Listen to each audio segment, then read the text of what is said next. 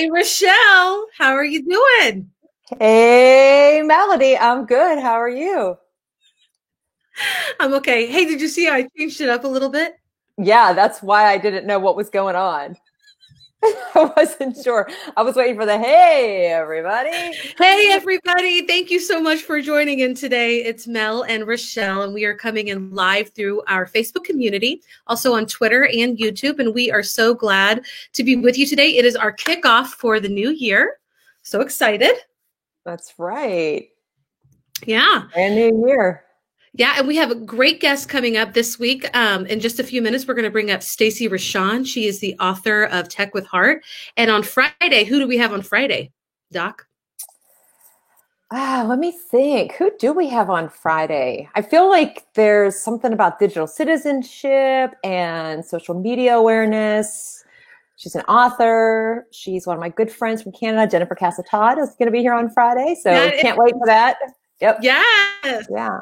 So And looking yeah, forward to it. so today, I'm sorry, I was like interrupting you. I need to put my listening lips in. Oh no, we're good. New year. New year. We need new kind of No uh, more listening lips? I Are you think you telling? should bring back the like 2021 glasses. I think that should be part of your little ensemble you have there. Ensemble, yeah. I could easily always do that. I am so ready. Those I really like those. Yes, Yeah. You should wear those a lot. I might wear But them. not I with the think that lips. they really. Oh, you don't. Oh, not with the lips. That's gonna be a little awkward. I think it looks great. Yeah. Are we looking at this? No, I'm kidding. So tell me, you actually had to go back to work today, but no professional development. Like you went straight from break into teaching. And I'm sure there's a lot of other people watching that had to do the Yeah. same. How did it go? It surprisingly, the day went really fast. I mean, I recorded my own podcast talking to myself yesterday about all of the stress, challenges, frustrations, anxieties that I was feeling, and just thinking about like heading back because I was kind of hoping, I wish we had that buffer day. I know a lot of schools were doing like professional development, that some of them had asynchronous, so teachers could kind of use the day to plan and ease back in. The kids, same thing. So, but it was fine. I did not have many students at all throughout the day. I had a few classes that I didn't have any students coming in. So that was pretty much the same, but it was good. It went quick, a little bit adjusting that I can't just get up and walk to my fridge every 5 minutes. So I was quite hungry. I was super thirsty, and I forgot what it was like to wear the mask for 8 hours a day. So, but yeah, it was good. Yeah. Oh my goodness. You're a champ. Marianne, she likes the lips. Marianne, I love you. I can't wait to meet you in real life. I know she needs to come on and make a guest appearance at some point. I think she should. For I think she sure. should. For sure, for real. And I agree. We have to keep talking. Marianne, come live with us, please.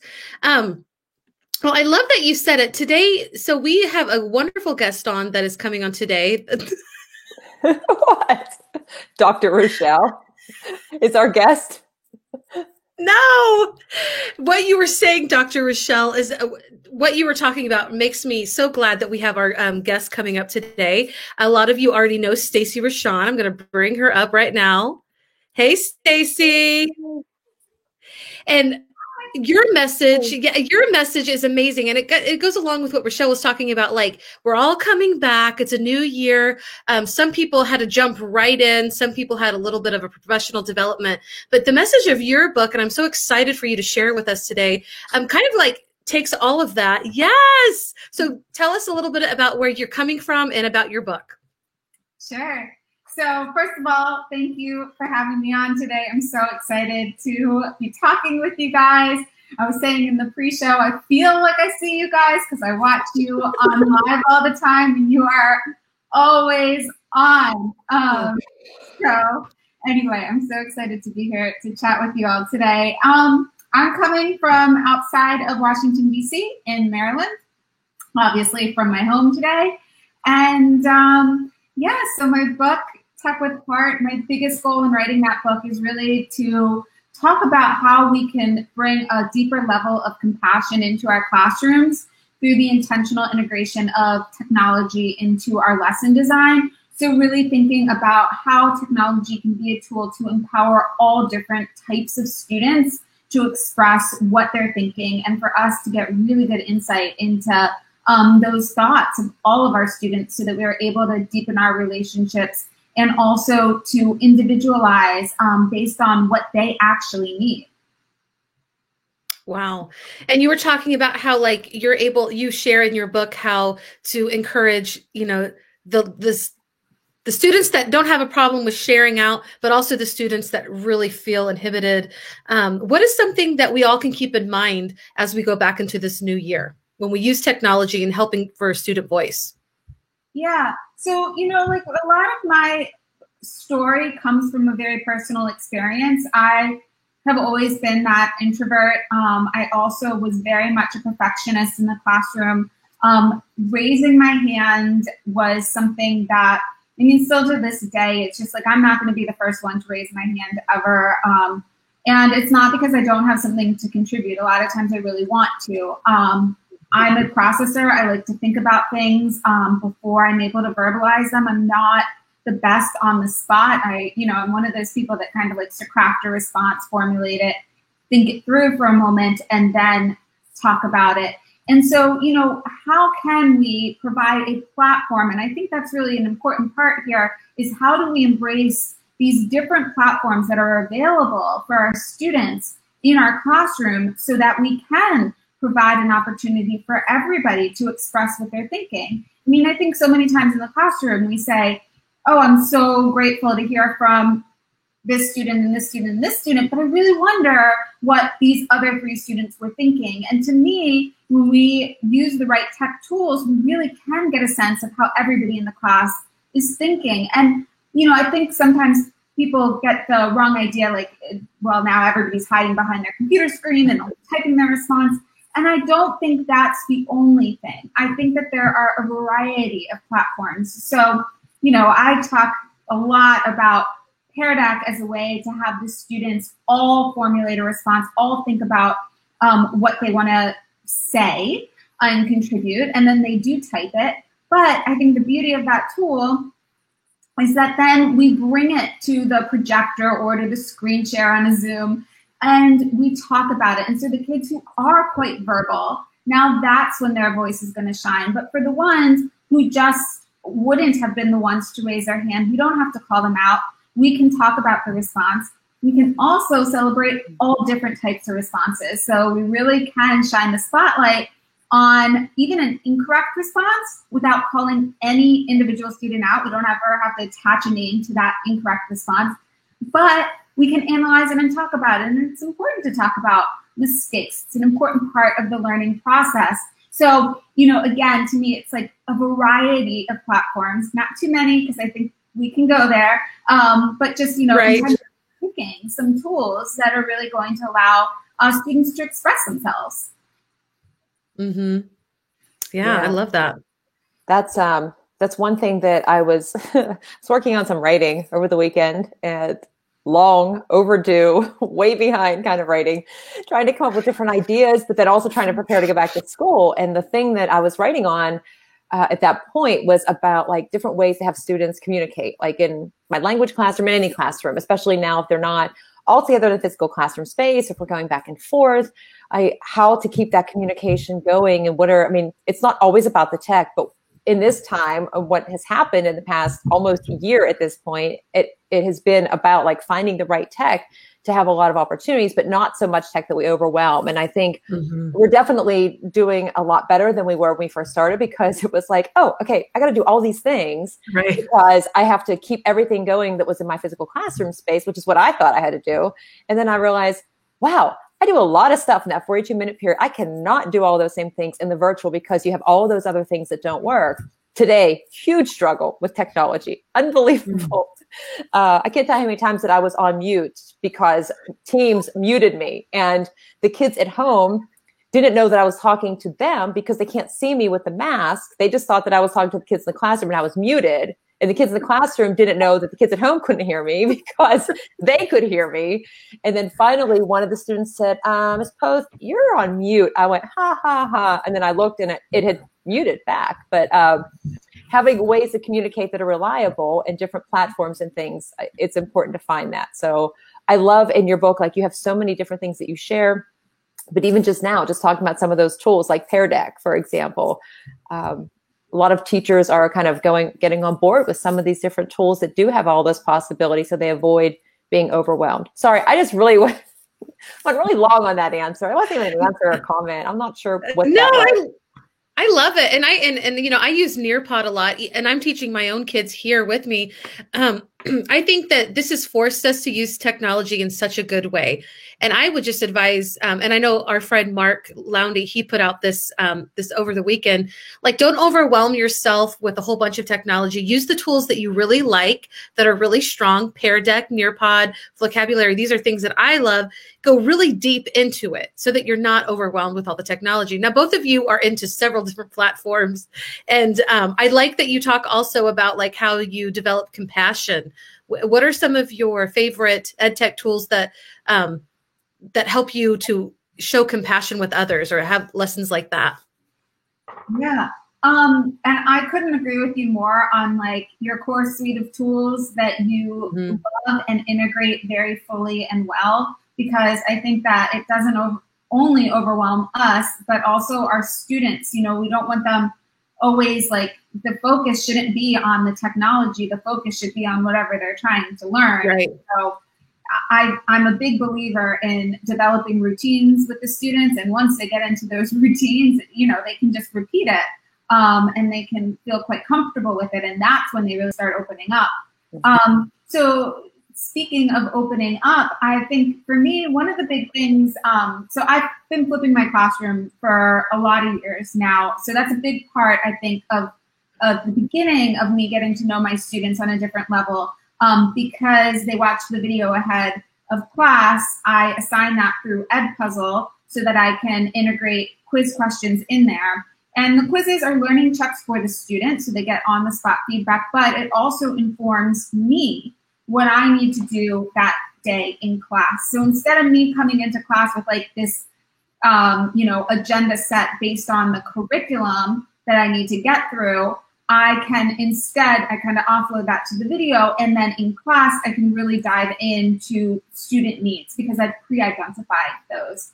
And sometimes those are things that, you know, I see everybody missed question number 3 on the Edpuzzle. So I'm like, okay, we're going to start class by going over question 3. We're going to break this down as a class. And then when students work in smaller groups, I know what one-on-one work I need to do. I've already pre-identified that. I know what student I'm going to first because I got that information from the Edpuzzle. And I always leave space in there for students to kind of ask questions, so a couple open-ended questions, so that students can communicate with me. Because again, how do you get to those kids who never ask a question in class? Sometimes when you open up the space just for them to type something into you, all of a sudden they're like, I was stuck here. Maybe they forget it when they come into class, or maybe they just don't want to, in front of their peers, ask the question. And so now you've opened up that space. And then when we come into class, I always start with a group conversation. So sometimes that's going over that Edpuzzle that I had pre-identified. And a lot of times I do that through the Pear Deck so that I can see students working. I can do another temperature check with them, see how they're feeling now that we got into the classroom. And, you know, so it used to be I would do a warm up and then collect the papers, and I can't really act on that until the next day because, you know, I have to process it. So with tools like Pear Deck, or if you're using Nearpod, same idea. In real time, I can see how students are responding and what they're thinking. And then my other favorite tool to really get into, you know, students being able to express themselves and tell me how they're feeling is Flipgrid. So yes. Yeah, I use it in 2 ways. One way is really private. So I use moderated posts in Flipgrid. And when they respond, they're just talking to me about, usually I do it before a quiz or a test, before every assessment, actually. I open up a Flipgrid. At the beginning of the year, it's optional. And in the beginning of the year, it's required, and then it becomes optional. I just want them to try it out. And that's one way that I see some of the quietest students come out of their shell. And I'm like, wow, I've never heard them talk so much in class, and they'll just sit there for, you know, 2 whole minutes and talk to me on Flipgrid, going through their papers like, oh, I missed number 5. And I was really confused about it, but now I really get it. And, and I love just getting into their head. And then I also use it publicly for students to post math solutions. And then they can see how their classmates are solving the problem. They can learn from one another. So it's a great way to preserve peer-to-peer learning in the remote learning environment, especially right now. I just find it really critical to allow some of those opportunities. I can get into understanding how students are talking through problems, which is something we normally do in a classroom where we're walking around the room and we're hearing how they're talking. We're missing out on that now. So Flipgrid's been a great way for me to be able to still kind of listen in on that thought process, but also for the whole class to be able to celebrate the different approaches. In a math class, that's really important. Yeah, I love a lot of those tools, but as you were talking, I was thinking of some like funny things that happen with some of the responses from my students in those tools, but for the reasons that you said, because they can share with you, like they might not own up and say, oh, I don't understand this. I mean, like for how many years would I say, okay, who has questions? Who doesn't understand this? Like who's gonna, I mean, there are the kids who are gonna be like, yep, I have no idea what you're talking about. Like they flat out will do that. Or I might say, not going to say grades or anything. And you got the one kid who's like, yeah, I got 12 out of 79. You're like, okay, I did not say that. They're very open. But there are some kids that obviously they're not going to say that. And so using things like, I use Nearpod all the time. I love whenever they have like the whiteboard space and they can answer questions or conjugate verbs or whatever. And I always have the kid that's writing like, I have no idea what I'm doing. I'm just going to draw. Like they're writing that on there or they're just drawing. And even other times, different tools like Edpuzzle, which I've been using. I used it years ago. I used that and PlayPosit and also Zaption at the time. So that goes way back. And Zaption, I loved using it. My students even made their own videos and things for us to use in class, in my Spanish 2 class. I went to ISTE and I did one of those 1 in 3 kind of Ignite sessions, all about like interactive tools, videos like that, Zaption. The next day they like shut down, like, all right. So that's just proving you can't just always focus on the one tool. But Edpuzzle is great for asking those open-ended or putting in notes and things. I don't know. I like using it. I had students completing it today too, and they actually like it. Some complain about watching a video, which I've never understood. Like, just watch the video. It's like, it's not me talking. You need a break. I need a break from hearing myself say the same thing 15 times, but Melody just laughed at me. I want to hear some more funny stories about the Flipgrid because you teach high school kids, right? Or are you middle school? I'm always high school. I'm high school too. Yeah. Do you have any stories that are okay? Well, whatever. I do have a funny one. I want to hear them. Also, one of our viewers. I'm sorry, I don't know your name. Facebook user. But yeah, it's a great way to personalize learning with your kids in the class. I love it. Yes. Whether you're Jen. Yeah. Sorry. Whether you're what? In class or out of class. Yeah. Like it's a great way. Yeah. So you want me to tell my story? Yes. Okay. So I have 8th graders in my STEAM class. And last year when school was closed, they were doing Genius Hour and could do whatever. And then I wanted them, and I gave them, there was a Flipgrid prompt also about Genius Hour or something that I had created for them to do. So I had a kid who, instead of, most of them, it's either like they're the ceiling fan, like you don't see their face, they're ceiling fan, window blinds, top of the bunk bed, whatever. Or one time it was like a bottle of Shout that they put in front. And I'm like, you could just cover your webcam, not turn it on. But now they have the microphone, so they don't even have to have the camera on. But anyway, so this kid was in his room and he's talking about what he's going to do for Genius Hour. And it was like, luckily I'd said it for 3 minutes, I think. And so I had some students who were saying, do I have to really talk for 3 minutes? I said, no, well, the one kid ran out of time after the 3 minutes because he started just walking around his room and it was showing like all of the stuff he had in his room that he was going to maybe put together to make something while he was eating an apple or cookie. I can't remember at the time, walking through, and then he turned it back on himself. He walked all through his house showing things that he might put in to make for his Genius Hour project. And then he ran out of time and then came back in another video and said, I think I finished, but if not, I just wanted to finish recording this now. Okay, thanks, bye. And that was it. It's like, that's the most entertaining thing. I got the house tour. I got to see him eat, what more could you ask for? And it wasn't a moderated one either, because I wanted them to see each other's ideas. So of course they were all, really liking that video and found it quite entertaining. Yeah. Quite entertaining. That's also like, you get to see pieces of students' personalities that you may never have been able to before. And, the same thing with my students. I have the kids who are always doing the Flipgrid responses on their phone, and they're pacing, they're walking around, like they just need to get up. I think they like to do that Flipgrid assignment. They save it for when they feel like they have been sitting for too long and they just want to move. I have other students who I know they're using, on Flipgrid, there's a little place where you can put the sticky note so you can write the response and you can read off of that. I can see them reading off the screen, and it's just like, it fits their personalities. Sometimes it is different than what I thought their personality was. And I'm able to, really just see that live. And I really love it in that way. I think they open up in very bizarre ways sometimes. Definitely. And I want to say hi to Dr. Harvey, who's watching. Yeah. And ask anybody that's watching, what are some of your favorite tools that you're using? And I kind of want this to be, it's kind of a natural segue into what I really want to talk about too, before we leave today. When we started at the beginning of the school year, we had like the pandemic session of what it looked like to be remote. Now we have another semester. We did it better.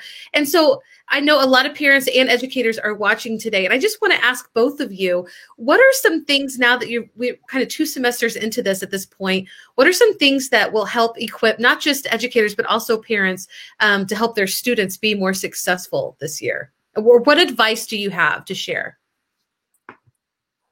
Oh, and before you say something, okay, and good. if you are watching, sorry, Michelle. And if you are watching and you have found something that's helped you to either help your parents of your students or helped you, teach, whatever, please share also. I'd love to share those out also. So yeah, so anything that would help anyone to be even better this new school year. Like I say new school year, but the remainder of the school year, this other half. Should I start? Go ahead. Yes. Yeah. I think something to me that's really important is in order to help parents is to, as the teacher, for me to explain why I'm using these tools, so like as Michelle said earlier, like there's a lot of tools that do rather similar things. And so, and even if a tool goes out, like it's discontinued, there's probably something else that fits that need. Hopefully you started with not just like a tool, like, oh, I heard about Edpuzzle, I thought it was so cool, I need to use Edpuzzle because all these other cool people are using it. But instead, think about, well, like I'm assigning videos to my students. I wish that I could customize class better to their needs. So then we look to a tool like Edpuzzle. So, like to me, that process, it starts with a why, and then you find the tool to make it fit your classroom, your personality, your style. The way I describe that I use Flipgrid might be entirely different than the way you decide to use Flipgrid. And that's cool, that's great. We use it in different ways. So, like you saying to me, I use Flipgrid in my class, I'm not necessarily gonna say to you, oh, I use it that same way, because I might not be. There's so many different ways to use these tools. And so explaining to parents kind of like that philosophy, that why, I think really helps them understand how class runs. I think sometimes, like I was teaching an online version of my AP Calculus class for a couple years, like before all this remote learning. It was different. It was an online class that students signed up for. But my introduction opening letter to parents was very much about like, here are the core tools we're going to use in this class, and here is why we're going to use them, because I wanted them to feel comfortable with the way that class was running. I knew a lot of them felt like students were going to miss out on the learning part, because to them, the learning part of class happens during a lecture when students are sitting in front of you in class. And to me, that's not how it is. Also, we had a once-a-week session, and I wanted the parents to know that during that once-a-week session, it wasn't just going to be me telling students what to do. They could do that on a video. It was really going to be interactive when students had a chance to work together, when I had a chance to see them working. That collaboration, to me, is a very important part of any type of synchronous learning that I had with these students. Again, this was an online class. We only met 1 hour a week. So I'm not saying it's the same as remote learning, but my most important message to parents in setting the tone for that class and to allow them to really help their students, if they were struggling at all, was explaining kind of that why, that philosophy, and why were you using these tools? And then also keeping to that core suite of tools and not continually like keep adding on and on and on and on. I love that. I think that's great. And I mean, that keeps down the overwhelm for all of us, everybody involved. So great advice. Thank you for sharing that. All right, Doc, what about you? Do you have any wisdom to impart? I don't even know that I could add anything on to what Stacey just said. I mean, but like the biggest thing that I always catch on to the why, you know, like, why are you using it? Like, what's the purpose? And Dr. Harvey said about not focusing on the tool. I mean, you got to focus on, right. And that is so important. And for me, for a long time, I was always like, oh yeah, I got to use this. Like Kahoot, it's great. It's the greatest thing ever. Yeah, my students enjoy it, but why am I using that? Like, what's the benefit? And I totally misunderstood student engagement for a long time. And I was trying all these different tools because I was excited to learn and see what the impact was for students. So I think just kind of following what Stacey said is, you know, the why, but also communicating with parents, like when you are bringing something different into the classroom and letting them know like what the purpose is. Especially if, you know, depending on the grade level of the students, they might have all different teachers using all different tools. And then the ones, you know, they're supporting them at home. And it's like, wow, we have 15 different tools. So trying to kind of open that conversation, but that goes both ways too, because if not necessarily do all teachers realize that, even if you're in a small school, I mean, like the chances that you're actually having conversations with your colleagues, and especially now, let me tell you, it doesn't happen. I teach next door to the one man, and I only know he's there because I can hear him through the wall. I don't ever actually really see him, but I know he's there.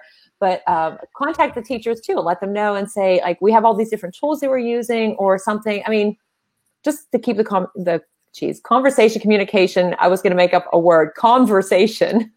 I like that. Going. Yeah. Conversation. Yes. Conversation.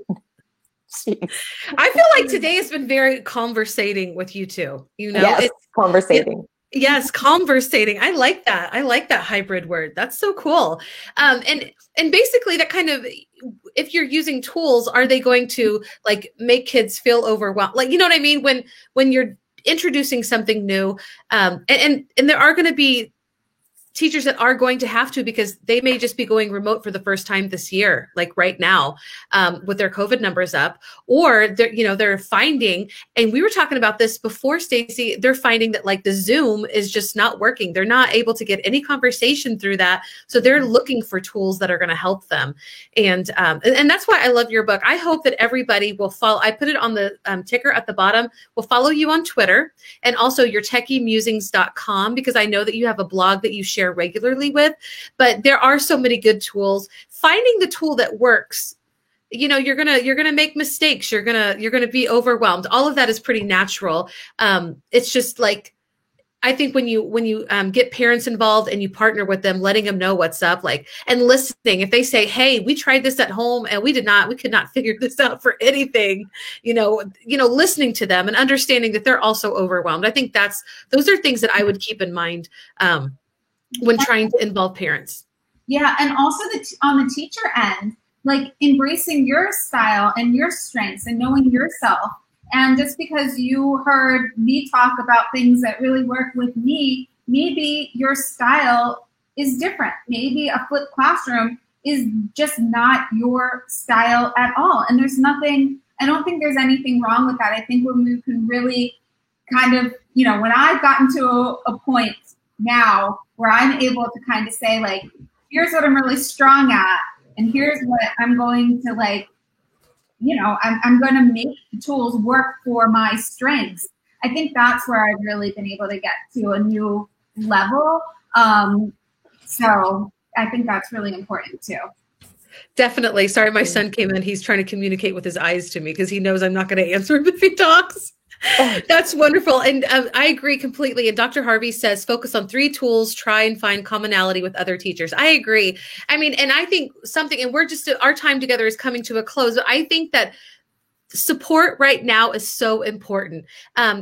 Rochelle, you talked about how you're teaching with somebody next door. You're in a physically you're sharing space, but we're still very separate. And that's one of the reasons why I would love to invite people into our community, because we've never needed as much support as we've ever, it's just, we can't go this alone. Nobody should go this alone. Parents, you shouldn't be going this alone. Teachers should be going this alone. And students, of course, we're always trying to find a way to help them establish that community too. So we do invite you. We thank you for watching us today. And if you have not joined our Thrive in EDU community and you are an educator who wants support and also to share what you're learning, we invite you over. And also, Rochelle, we have our Thrive in EDU Twitter. I hope I'm saying everything right. So you are. But yes, we invite you. And Stacy, it was so great to have you on today. I hope that you will join us again sometime. Thank you. I appreciate it. And thanks everybody for joining. Yes. All right. Rochelle, is there anything you want to say before we leave? Yep. All right. I wondered if you noticed anything in my surroundings. Oh my God, I do. I love your picture. My cat? I love your Michael picture. Yeah. That is so cool. That's great. I can't believe I didn't notice it. I know. It's like that time that I didn't have the same chair and it took you like 10 minutes. It took me 30 minutes this time. And the cat underneath it is different also. No, that's been there since August. Yeah. It's been there actually for like probably a year. Yeah. But you notice it more now because of the picture above it. Yes. Well, I'm glad that you put it there to inspire you, because that's why I gifted it to you. I appreciate it. All right, everybody. Well, take care. We'll see you at Thrive O'Clock on Friday. Stacy, again, thank you so much for joining us. And everybody, thank you for tuning in. We'll see you later. Bye. Bye.